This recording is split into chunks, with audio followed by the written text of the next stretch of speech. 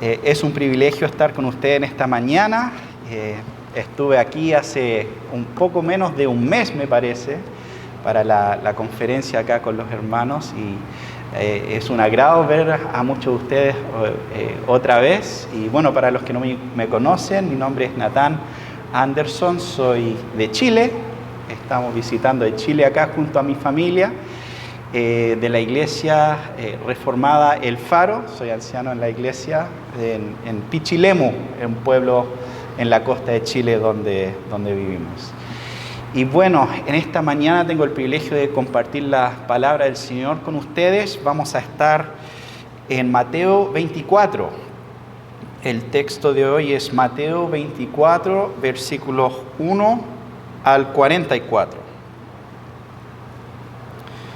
Pueden ir ahí en sus Biblias.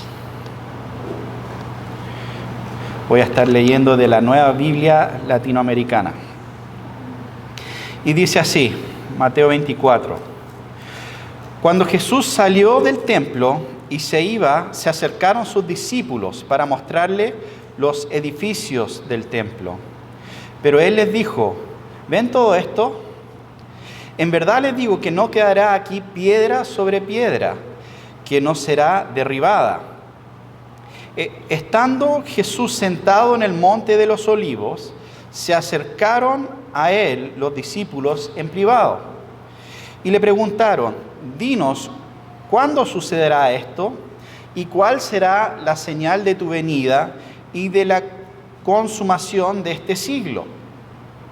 Jesús le respondió, tengan cuidado de que nadie los engañe, porque muchos vendrán en mi nombre, diciendo, yo soy el Cristo, y engañarán a muchos. Ustedes van a oír de guerras y rumores de guerras. Cuidado, no se alarmen, porque es necesario que todo esto suceda, pero todavía no es el fin. Porque se levantará nación contra nación, y reino contra reino. Y en diferentes lugares habrá hambre y terremotos.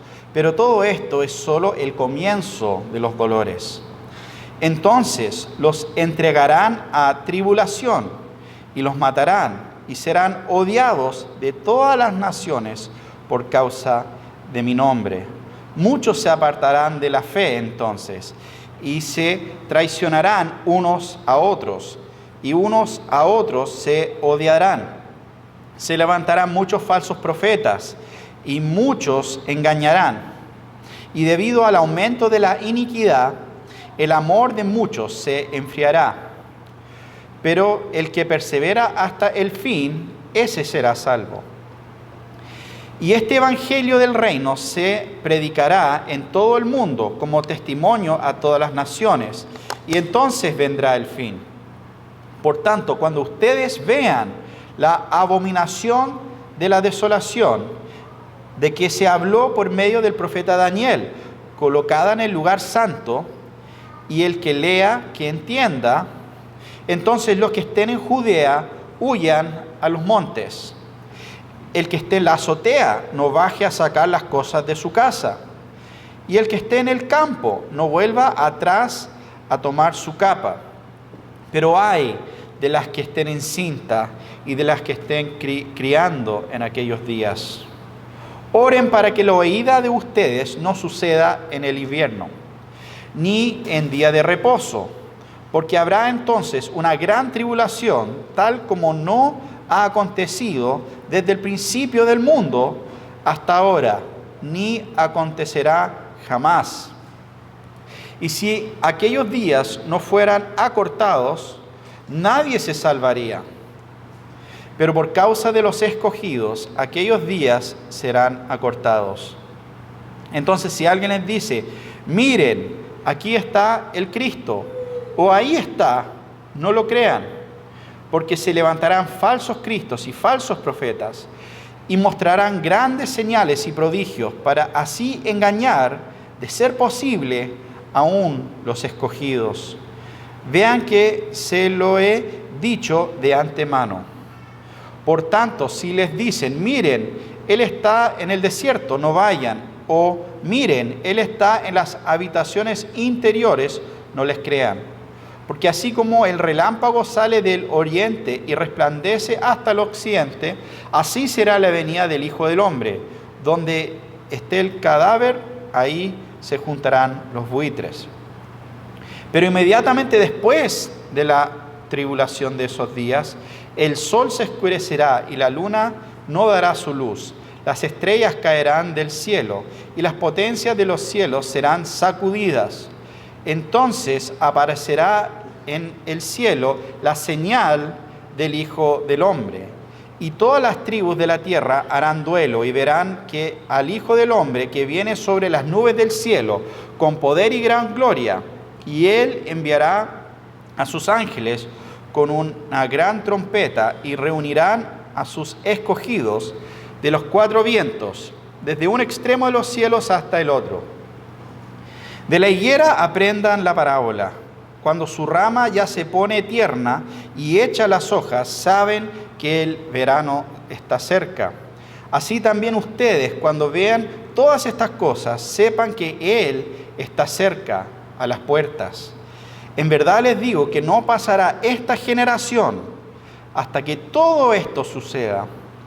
El cielo y la tierra pasarán, pero mis palabras no pasarán. Pero de aquel día y hora nadie sabe, ni siquiera los ángeles del cielo, ni el Hijo, sino solo el Padre. Porque como en los días de Noé, así será la venida del Hijo del Hombre. Pues así como en aquellos días antes del diluvio estaban comiendo y bebiendo, casándose y dándose en matrimonio, hasta el día en que Noé entró al arca, y no comprendieron hasta que vino el diluvio y se los llevó a todos, así será la venida del Hijo del Hombre. Entonces estarán dos en el campo, uno será llevado y el otro será dejado. Dos mujeres estarán moliendo en el molino, una será llevada y la otra será dejada. Por tanto, velen, porque no saben el día que viene su Señor. Pero entiendan esto, si el dueño de la casa hubiera sabido a qué hora de la noche iba de venir el ladrón, hubiera estado alerta y no hubiera permitido que entrara en su casa. Por eso, también ustedes estén preparados, porque la hora que no piensan vendrá el Hijo del Hombre. Esto es palabra del Señor. Padre Celestial, agradecemos el gran privilegio que tenemos de leer públicamente tu palabra. Pedimos que tu Espíritu Santo nos dé el entendimiento y la sabiduría para comprender lo que nos estás explicando y presentando en este texto. En el nombre de Jesús. Amén. Muy bien, en esta tarde debo reconocer que tengo un tremendo desafío. Este texto, Mateo 24, conocido como el discurso del Monte de los Olivos, también podemos ver paralelos de este discurso en Lucas y en Marcos. Ahora también, curiosamente, en Juan no hay una versión del discurso del Monte de los Olivos, pero sí Juan escribió el libro de Apocalipsis y muchas personas, prácticamente la mayoría reconoce que hay una conexión entre las profecías del libro de Apocalipsis y lo que encontramos en este discurso de nuestro Señor. Pero es un texto, podríamos decir, muy controversial porque entra en esta temática de la escatología. Ahora, la escatología se refiere a los estudios o la comprensión de las cosas finales, el escatos, la segunda venida de Cristo, los días finales. A eso se refiere esta temática. Y probablemente pueden ver incluso en sus Biblias, probablemente sus Biblias tienen títulos de párrafo que inmediatamente debe decir algo como señales del fin del mundo o algo por el estilo.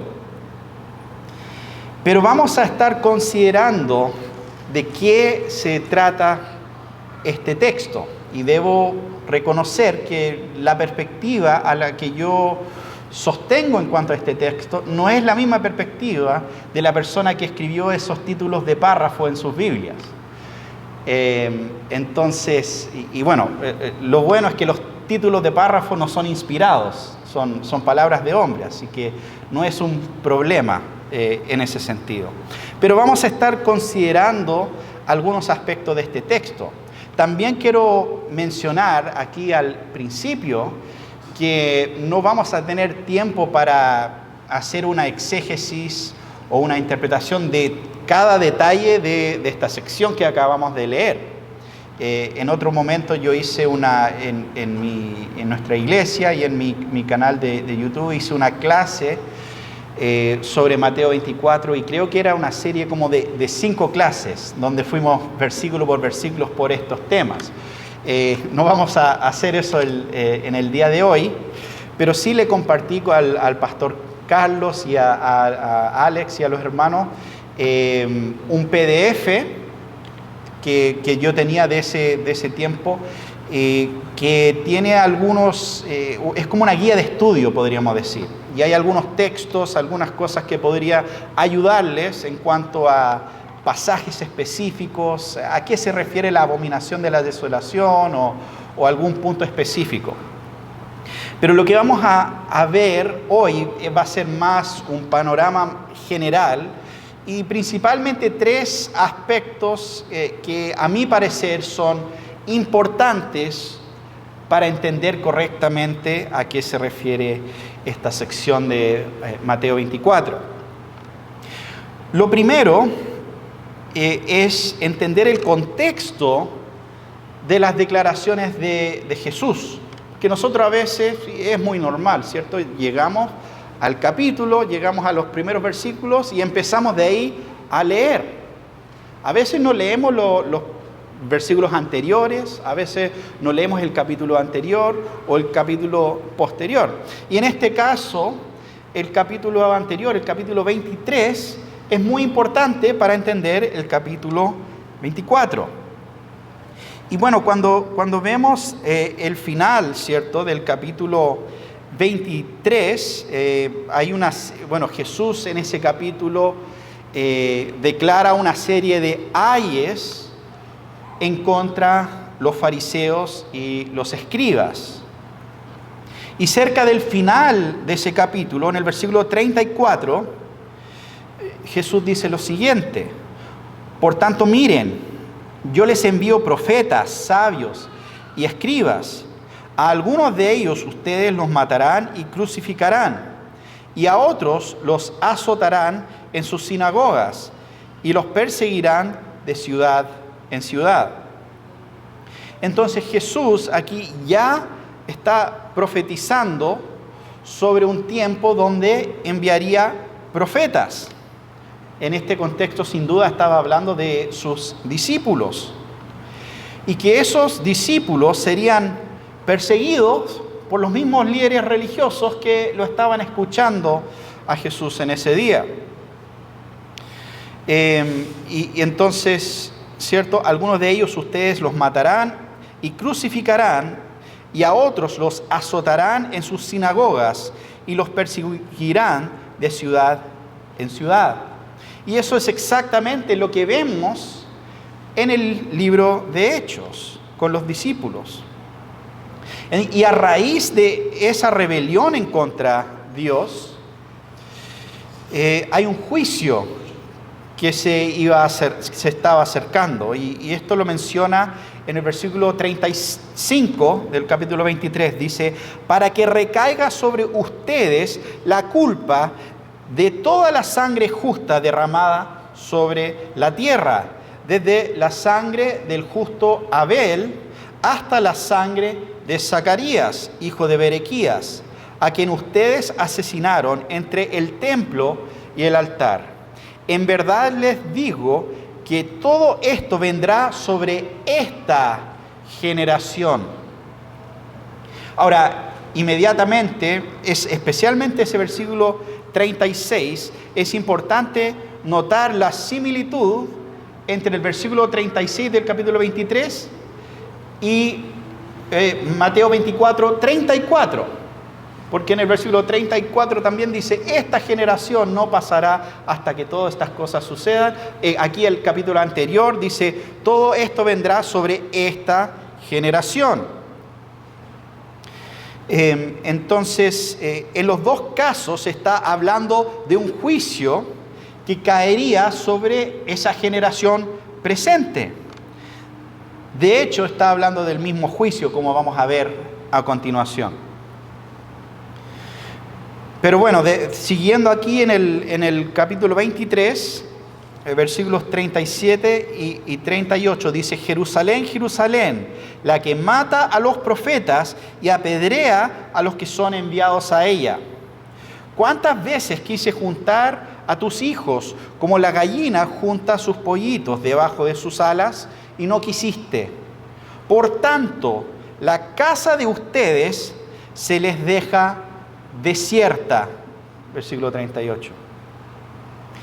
Entonces, el juicio que Jesús estaba profetizando vendría en contra de la ciudad de Jerusalén y sus líderes.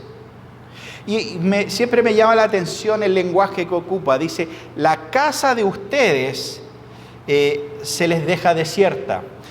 Con la casa de ustedes se estaba refiriendo al templo que estaba en Jerusalén. Y es muy interesante porque no lo llama la casa de Dios, lo llama la casa de ustedes. ¿Y por qué lo llama la casa de ustedes? Porque la gloria de Dios estaba por abandonar el templo. El templo que había sido el centro de la adoración judía hasta ese entonces. La gloria de Dios estaba abandonando ese templo. En Juan capítulo 2, versículo 19 al 21, dice, Jesús les respondió, destruyan este templo y en 3 días lo levantaré. Entonces los judeos dijeron, en 46 años fue edificado este templo y tú lo levantarás en 3 días. Pero él hablaba del templo de su cuerpo, nos dice el texto. Jesús es el templo. Jesús, con la encarnación de Cristo, el centro de la presencia de Dios ya no era el templo en Jerusalén. La segunda persona de la Trinidad había entrado y habitado con la humanidad. Jesús era el templo y por eso Él estaba hablando de su propio cuerpo. De esa manera, pero ellos no lo entendían porque ellos todavía están pensando cómo va a destruir y reconstruir este templo en 3 días. Eso no tiene sentido. Entonces, la destrucción del templo en Jerusalén no sería la destrucción del templo de Dios. Simplemente sería la destrucción de una sombra que se volvió finalmente irrelevante con la llegada de Cristo. Entonces, ahora con este contexto entramos al capítulo 24, versículo 1. Dice, cuando Jesús salió del templo y se iba. Ahora esto es muy interesante porque Jesús, recuerden, está en el templo, en el área del templo, diciendo todas estas cosas, hablando, y les dice, la casa de ustedes quedará desolada.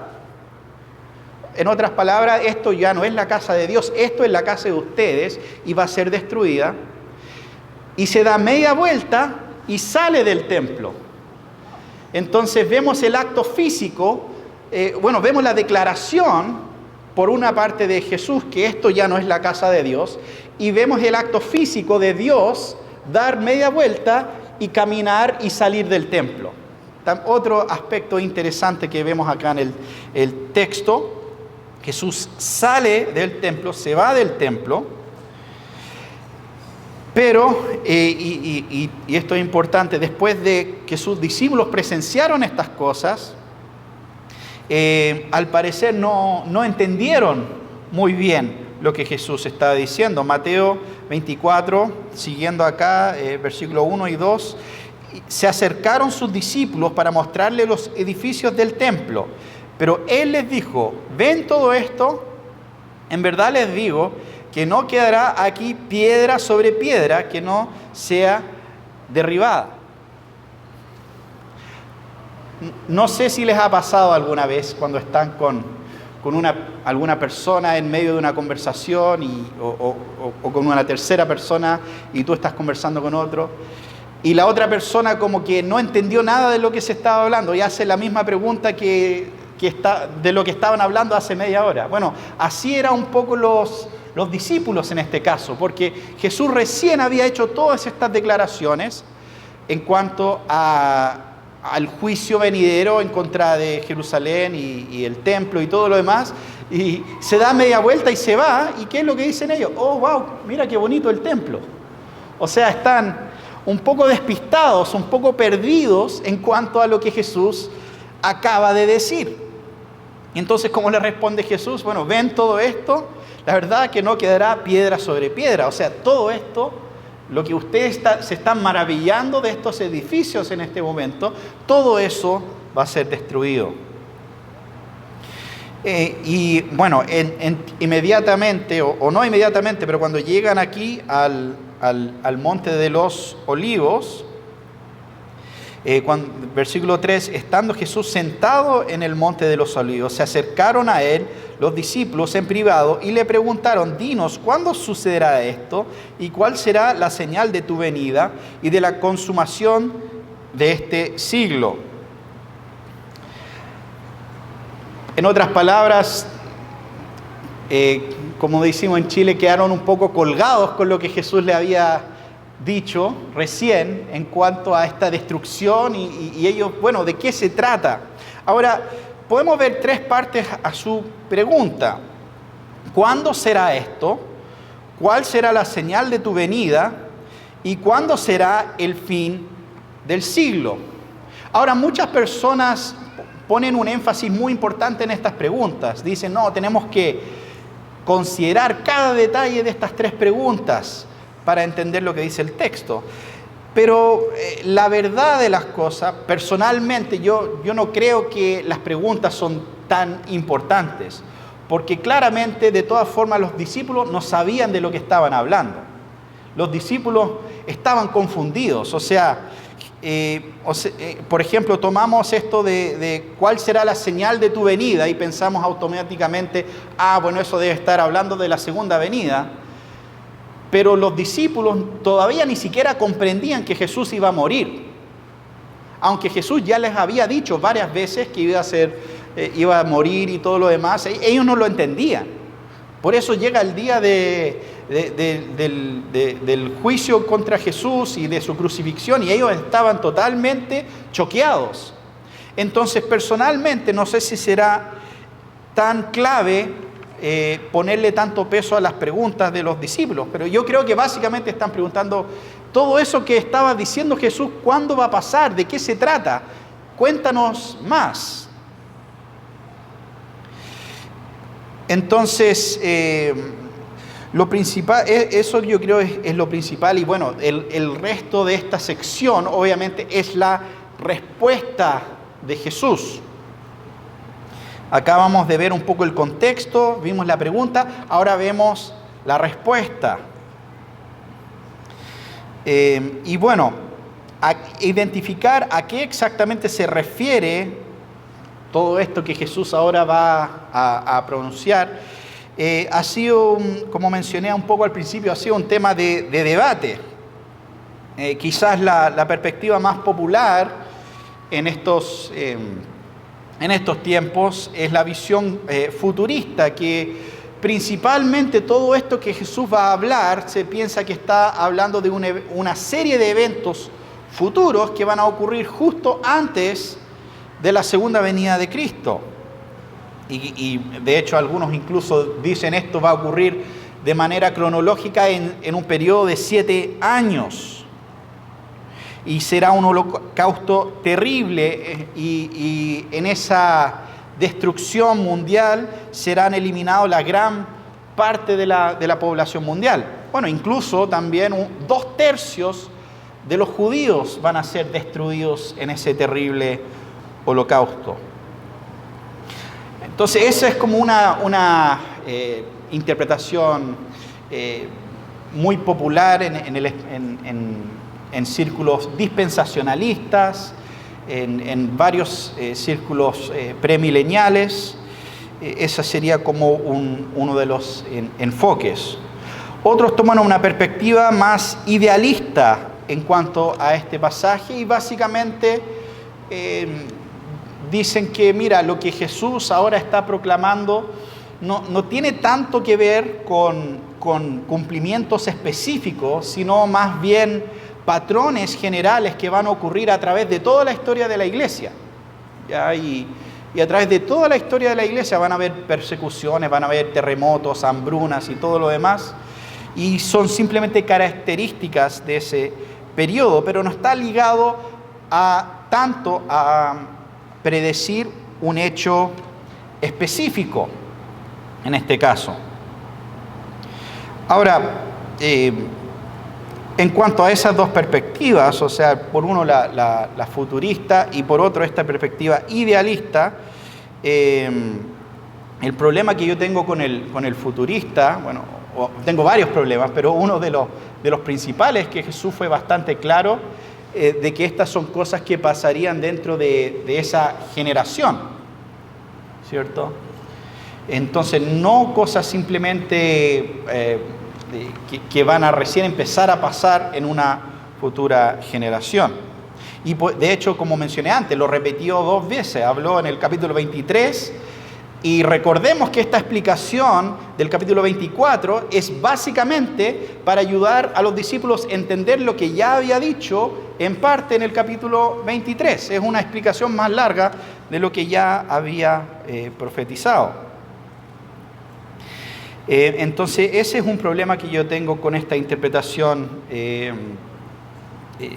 futurista. Y en cuanto a la idealista, me pasa algo similar. O sea, si Jesús va a decir, esto va a pasar en esta generación, ¿cuál sería el punto? Él podría haber dicho, estas son cosas que pasan y seguirán pasando hasta que Cristo vuelva.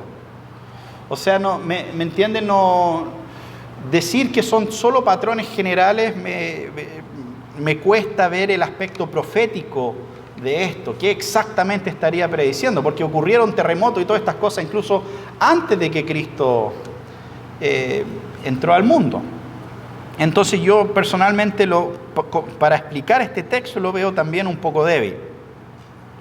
Ahora hay otros, y en mi caso, que podríamos hablar de una perspectiva preterista parcial o preterista ortodoxa. Creemos que esto se está refiriendo a eventos que ocurrieron en gran parte en esa generación. En el año 66 después de Cristo, los judíos se rebelaron en contra de Roma. Y bueno, a Roma no les gustó obviamente eso, enviaron sus ejércitos, enviaron el general Vespiano a Judea a básicamente acabar con esa rebelión. Y eso llevó a un periodo de 3 años y medio que se conoce como la Guerra Judía. Pueden leer los escritos de un historiador judío, Flavio Josefo, que viajó incluso con los ejércitos romanos por gran parte de esa campaña.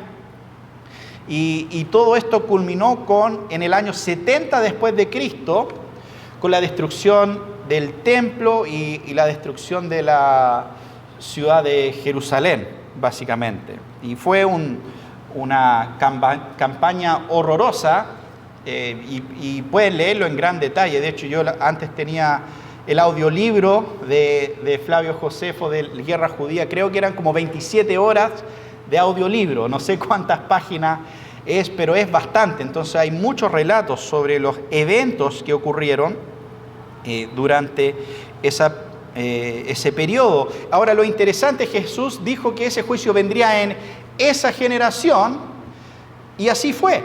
Generalmente en la Biblia una generación se considera unos 40 años, y dentro de ese espectro de 40 años vino ese juicio. Entonces, realmente se cumplió lo que Jesús había dicho. Esta generación no pasará hasta que todo esto sucede. Entonces, desde mi perspectiva, es insostenible pensar que la generación que iba a ver todos estos eventos era alguna otra generación futura, especialmente, como ya mencioné, considerando lo que vimos en el capítulo 23. Y aparte hay otro detalle que algunos se saltan o no se dan cuenta, es que Jesús también deja muy claro que los presentes iban a presenciar muchas de estas cosas. Por ejemplo, el versículo 6, cuando ustedes van a oír de guerras y rumores de guerras, ¿cierto? No dice cuando ellos escuchen de guerras y rumores de guerras, dice cuando ustedes escuchen sobre guerras y rumores de guerras. O el versículo 15, por tanto, cuando ustedes vean la abominación de la desolación. O incluso podríamos mencionar el versículo 33, así también ustedes cuando vean todas estas cosas. Entonces los eventos que Jesús estaba prediciendo eran eventos que los presentes iban a ver. Entonces, este es un punto importante. Ahora, estableciendo este punto, estableciendo que los presentes iban a presenciar estos eventos, ahora tenemos un pequeño problema, porque si vamos a interpretar de manera, entre comillas, literal, lo que aparece en el texto, vamos a tener algunos problemas. O sea, por ejemplo, las estrellas, hasta donde yo sé, nunca literalmente cayeron del cielo durante ese juicio en contra de Israel. Entonces, muchas personas tienen un enfoque en cuanto a la profecía bíblica y dicen, no, tenemos que interpretar la profecía de manera literal, ¿cierto? Y eso es un refrán muy común. Ahora, el problema es que la verdad es que nadie realmente interpreta la profecía de manera literal. De hecho, simplemente vamos a la primera profecía de la Biblia. ¿Alguien sabe cuál es la primera profecía que tenemos en la Biblia? ¿Alguien? ¿Cuál es la primera profecía de la Biblia? Génesis 3:15, justamente. Y en Génesis 3:15, ¿qué dice? Habla de la simiente de la mujer y la simiente de la serpiente. Y dice que la simiente de la mujer, que la simiente de la serpiente le va a morder el talón a la simiente de la mujer, pero que la simiente de la mujer le va a aplastar la cabeza, aplastar el cráneo a la simiente de la serpiente. Ahora, ¿eso se cumplió literalmente? No. O sea, Jesús derrotó a Satanás en la cruz, pero no es que, bueno, sé que en la película de Mel Gibson sí aparece literalmente ese hecho, o sea, porque en La Pasión de Cristo aparece el actor pisando la cabeza de la serpiente, pero es una profecía sobre la victoria de Cristo por sobre Satanás en la cruz, pero no se cumple de manera literal, no se cumple con el pie literal de Cristo pisando literalmente una serpiente. Entonces, es increíble, si intentamos aplicar esta hermenéutica literal, llegamos al primer versículo, a la primera profecía, y ya no funciona.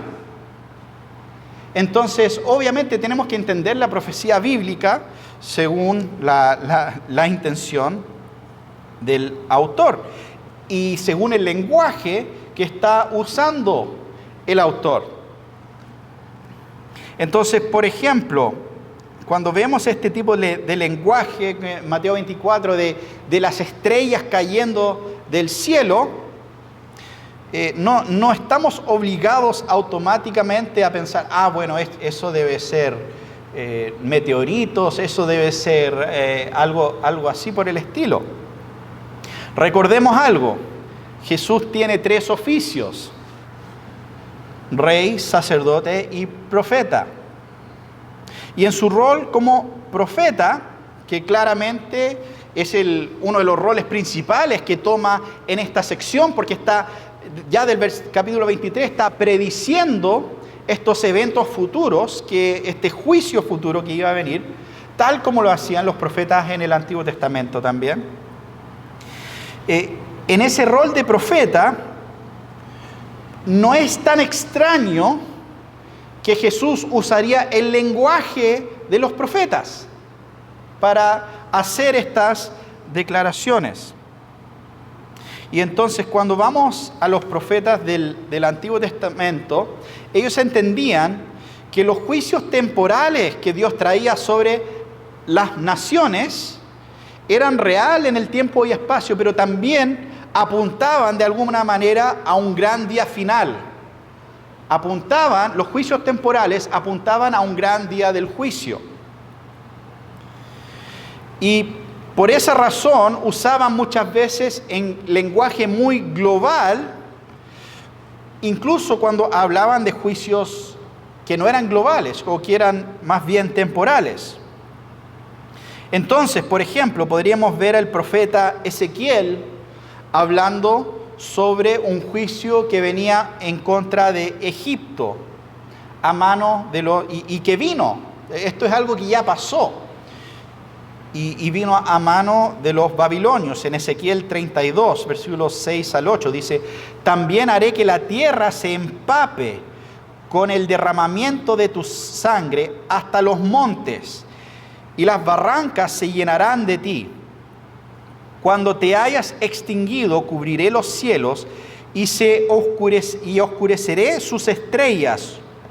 Cubriré el sol de nubes y la luna no dará su luz. Todos los astros brillantes del cielo oscureceré por causa tuya. Y pondré tinieblas sobre la tierra, declara el Señor Dios. Entonces fíjense lo que declara el Señor por medio de Ezequiel.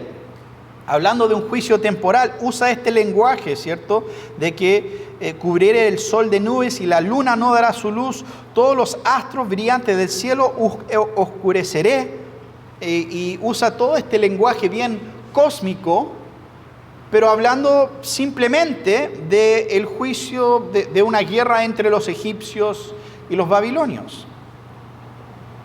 O también podríamos ver el profeta Daniel, hablando en este caso sobre Antíoco Epifaneo, que era uno de los generales de Alejandro de Magno. En Daniel 8, versículo 10 dice: creció hasta el ejército del cielo e hizo caer a la tierra parte del ejército y de las estrellas, y las pisoteó.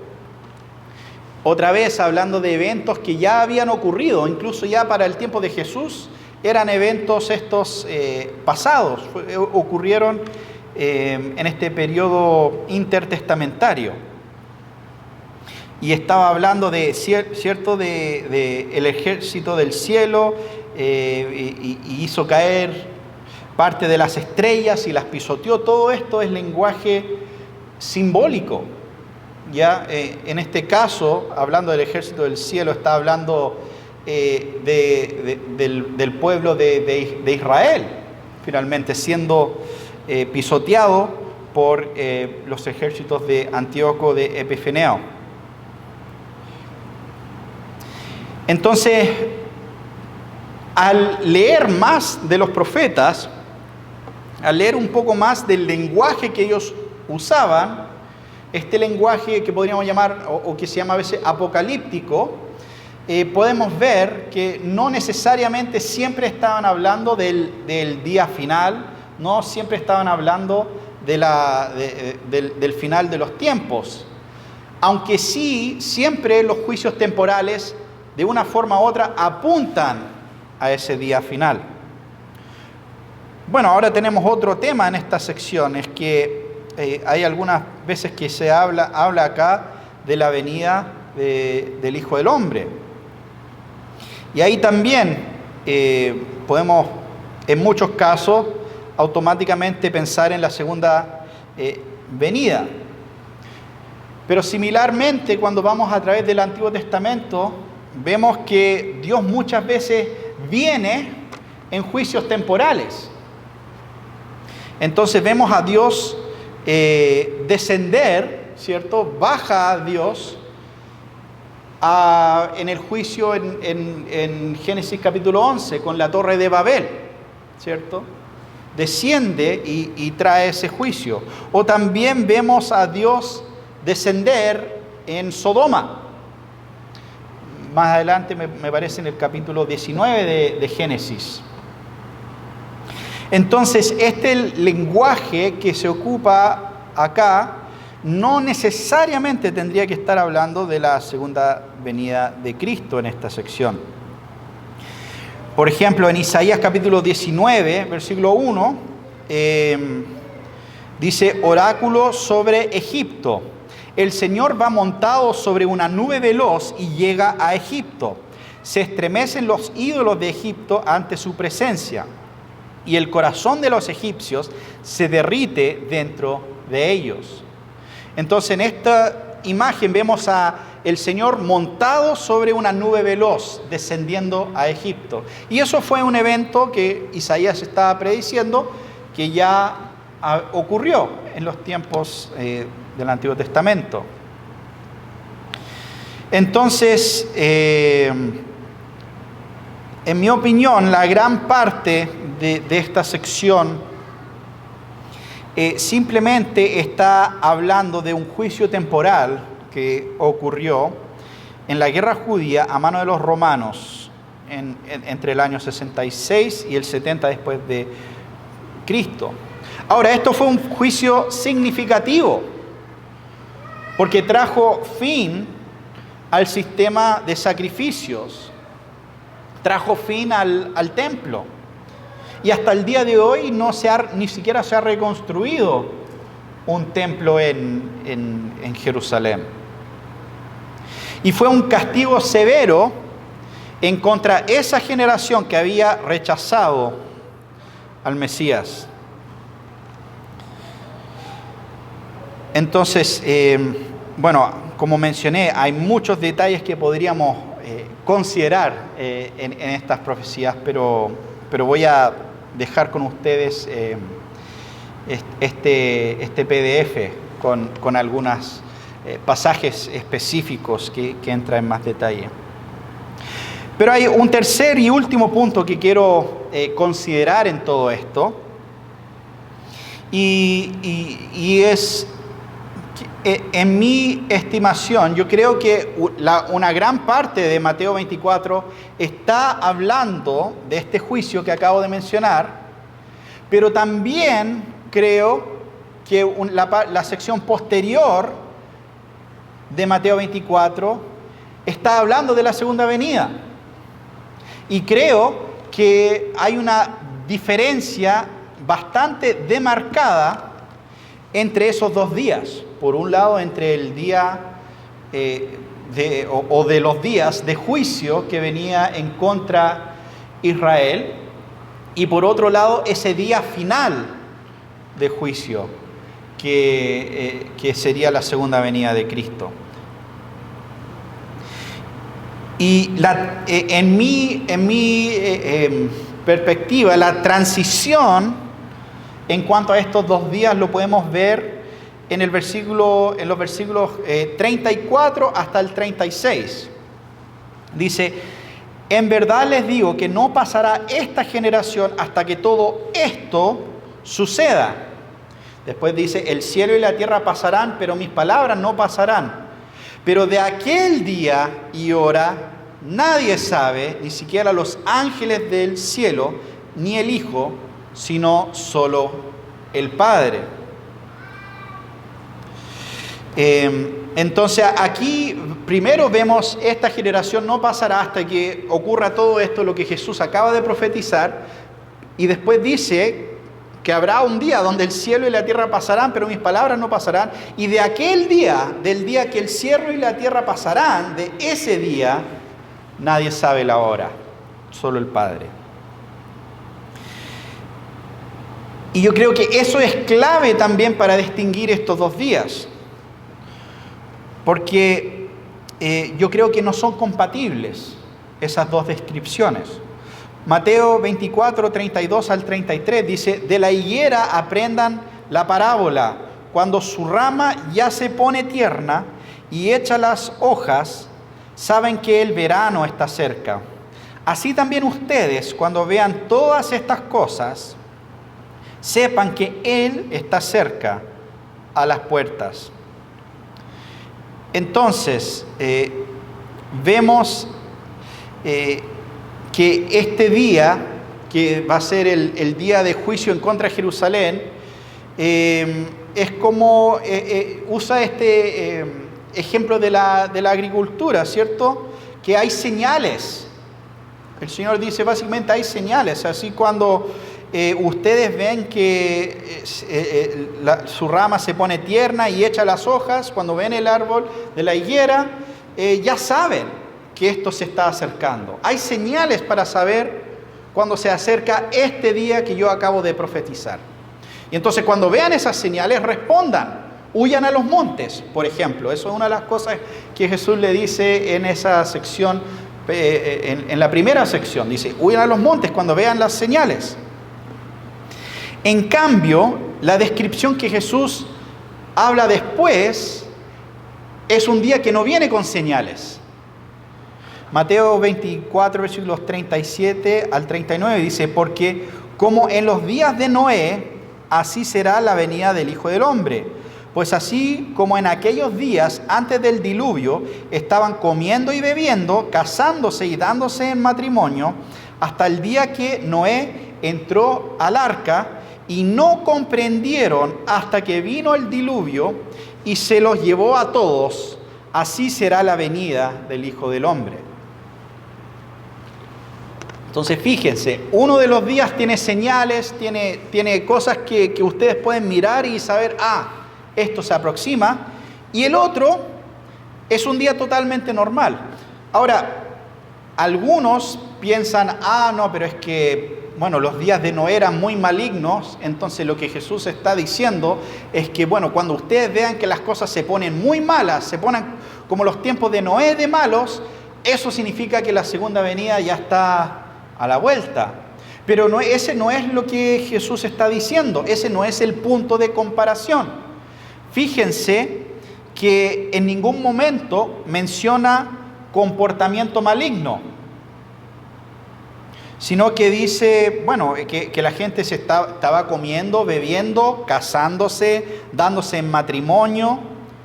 O sea, ustedes creen, no sé, que si estuviéramos en medio de un evento apocalíptico, fin de mundo, que sería ese un buen fin de semana para programar un matrimonio, para programar una fiesta, para estar comiendo, bebiendo. Yo creo que no. ¿Cuándo programas un matrimonio? ¿Cuándo te juntas a comer con tus amigos? En un día cualquiera, en un día normal, en un día que nadie espera algo extraño. Es por eso que se están juntando en ese día, si no hubieran cancelado y elegido otro día. Entonces, la venida del Señor, y ojo que por eso mismo no está diciendo que cuando venga el Señor el mundo va a estar muy mal como los días de Noé, sino que está diciendo, no, mira, en los tiempos de Noé la gente estaba viviendo su vida normal. No estaban esperando que ese diluvio iba a venir y traer destrucción de un momento a otro. Entonces, de hecho, incluso en el versículo 44 dice, por eso también ustedes estén preparados, porque a la hora que no piensen, vendrá el Hijo del Hombre. Entonces, es un día inesperado, es un día normal, es un día donde todos están viviendo su vida. En ese día va a venir el Señor y nadie sabe el día ni la hora. Por otro lado, este juicio temporal que venía sobre el pueblo, era un juicio que iban a poder discernir con las señales. Cuando ustedes vean la abominación desoladora, y bueno, solamente entre paréntesis ahí, si leen la versión de Lucas, usa casi el mismo lenguaje en Lucas 21, pero dice, cuando ustedes vean a Jerusalén rodeado de ejércitos, ¿ya? Entonces, a eso se refiere. Y justamente eso estaba hablando de los ejércitos romanos que rodearon la ciudad, e incluso hubo un tiempo donde todavía se podían escapar. Incluso en medio de la campaña de los romanos en contra de Jerusalén, hubo un periodo donde tomaron un break y había una oportunidad de huir de la ciudad. Entonces, en ese contexto son señales visibles, señales a las cuales uno puede responder. Y ahora también a todo esto, si es el día del Señor, no sirve de nada salir corriendo de la ciudad de Jerusalén y ir a los montes, ¿cierto? Porque es un evento global que todos van a ver. Pero si está hablando de una guerra local, de una masacre que va a ocurrir en la ciudad, claramente uno puede salir arrancando a los montes y estar más o menos protegido. Ahora, y entre otro paréntesis, el historiador de la iglesia Eusebio nos menciona, escribiendo en el IV siglo, que los cristianos de Jerusalén todos salieron a tiempo de la ciudad y que ninguno cayó bajo ese juicio terrible, y que de hecho fueron a Pela, a la ciudad de Pela, en los montes, para escapar del juicio. Entonces, en mi opinión, Mateo 24 sí está hablando de la segunda venida, pero en la parte posterior. Pero la primera parte está hablando de esta destrucción que vino contra Jerusalén, tal como Jesús lo predijo, usando lenguaje profético, usando lenguaje que usaban los profetas del Antiguo Testamento. Ahora, solo para concluir, solo quiero mencionar algunas aplicaciones que podemos hacer a este texto, porque no podemos estar simplemente hablando de manera negativa. No, esto no está hablando del futuro, esto no está hablando de estas cosas, sino la Escritura siempre es útil. Y ustedes me podrán preguntar, bueno, ¿y de qué tiene de útil saber que estas profecías en gran parte se cumplieron en el pasado? Ahora, la verdad de las cosas es que la Biblia está llena de un montón de profecías que se cumplieron también en el pasado. Entonces, tendríamos que también decir que todas esas profecías de Isaías y de tantos otros tampoco son útiles para nosotros hoy en día. Pero sabemos que ese no es el caso. Este tipo de profecías cumplidas nos muestran que Dios trae juicio finalmente contra sus enemigos y que podemos descansar en su mano soberana, ¿ya? Que en su tiempo y a su manera Dios trae juicio en contra de sus enemigos y de los enemigos de su iglesia. Y también vemos en todos estos juicios a través de la Escritura que la presencia de Dios está con su pueblo, está con su iglesia. En ese sentido, los justos no son simplemente juzgados junto con los injustos. Dios protege a su pueblo, Dios guarda a su pueblo a través de estas cosas. Y finalmente, también en esta conexión que vemos entre juicios temporales y el día final, vemos que si bien hay enemigos de Dios que podrían escaparse de uno u otro juicio temporal, pero nadie se va a escapar de ese juicio final, de ese día final donde todos tendremos que estar ante el tribunal de Cristo, como dice Pablo. Y las circunstancias temporales nos recuerdan de eso, ¿no? Bueno, como ejemplo, volviendo solo unos años, ¿no? Con todo este tema de pandemia, de COVID y todo lo demás, es como que todo el mundo recordó que somos simples mortales. Todos recordaron que la vida es corta. Y algunos se encerraron en sus casas y vivieron una vida terrorizados del temor de la muerte, de ser contagiados y de morir. Los juicios de Dios en la historia nos recuerdan que somos mortales. Y son instancias, incluso lo que dijo el Señor cuando le preguntaron sobre la caída de una torre, ¿se acuerdan? Y Él dijo, o sea, lo importante básicamente no era por qué cayó la torre, era recuerden, ¿cierto?, que ustedes, que esto le podría pasar a ustedes y que cualquier día podría ser nuestro último día. Y vivamos de tal manera recordando que hay un gran día del juicio y proclamando al mundo que solo por medio de nuestro Señor Jesucristo podemos ser liberados de ese gran día de la ira. Como vemos en el libro de Apocalipsis, pregunta, ¿quién podrá estar en pie en ese gran día de la ira del Cordero? Bueno, todos los que están en Jesucristo podrán estar en pie en ese día ante el trono de Dios, con nuestro abogado perfecto, nuestro mediador, nuestro sumo sacerdote, que es Cristo. Amén. Padre Celestial, en esta tarde recordamos y como dice el salmista, meditamos sobre tus juicios, Señor. Y nos regocijamos en el hecho de que tus juicios apuntan a que servimos a un Dios todopoderoso, a un Dios que se ríe de sus enemigos. Sus enemigos planean, intentan ir en contra de Dios y de su ungido, pero Dios en el cielo se ríe de sus planes, Señor.